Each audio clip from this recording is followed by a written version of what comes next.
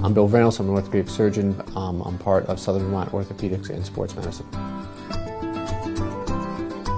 We perform joint replacements of all the major joints. We perform arthroscopic surgery of all the major joints, ligament reconstructions, as well as major fracture surgery.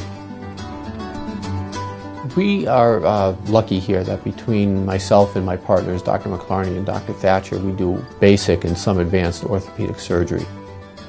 Sports injuries are very common in not just young people, but we have a very athletic population here in Vermont. So besides the high school athlete who might injure his knee, we see adults who injure their shoulders kayaking and kind of everything in between.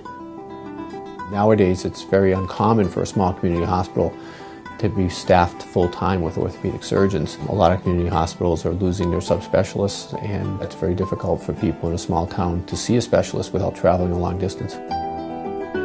Well, I think this hospital does a very good job at meeting the needs of the patients. For instance, we do a lot of joint replacements here for a small hospital, and we're able to do it very successfully.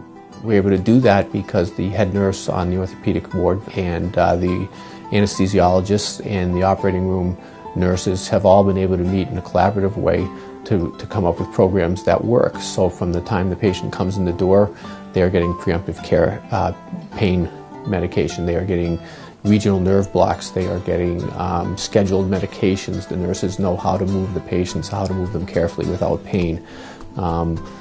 We actually have a coordinated program in place, and this allows for the patients to receive exceptional care.